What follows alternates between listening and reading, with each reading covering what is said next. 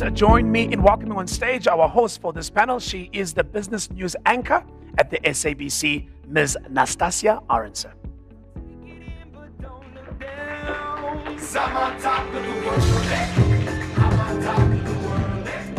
Thank you so much to Andile for that introduction. So you will have noticed that my couch is empty, and that is because the majority, in fact, all of the panelists will be joining us virtually.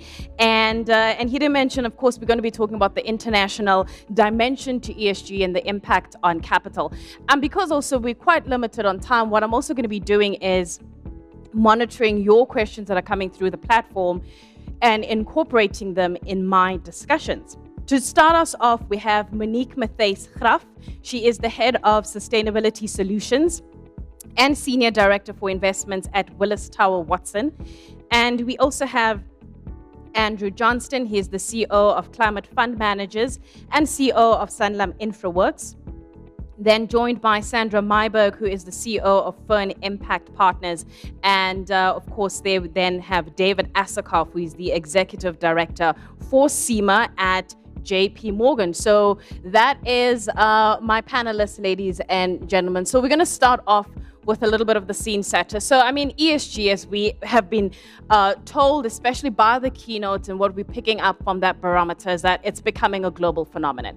And looking at what we're seeing from Bloomberg estimates, especially when it comes to where ESG investments are expected to reach, we're looking at around $53 trillion by 2025.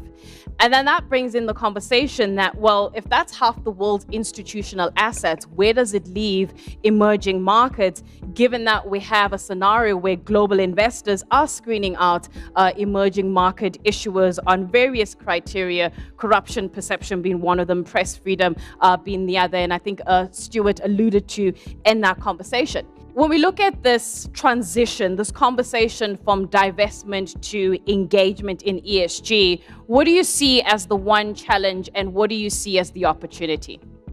Let me stop talking at that stage and maybe give some of my co-panelists a bit of a chance.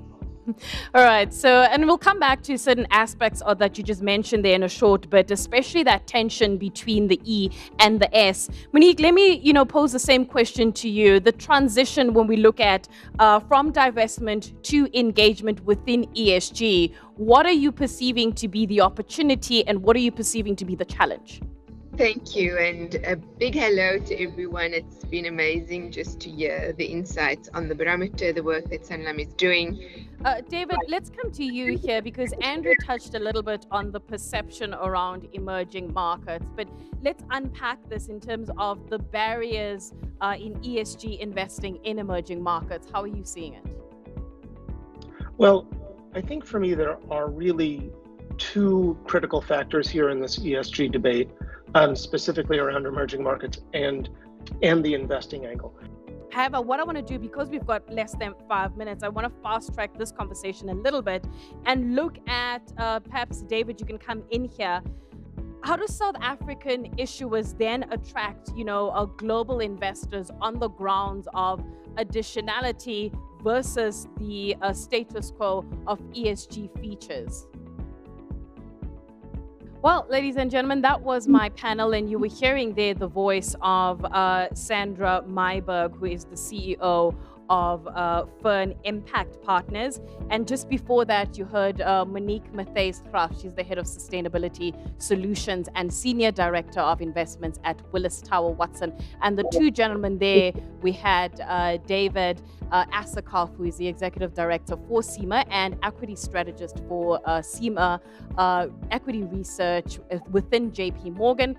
And then last but not least there, Andrew Johnston, CEO of Climate Fund Managers and Sanlam InfraWorks. Well, that is it from me. Andile Kumalo, over to you.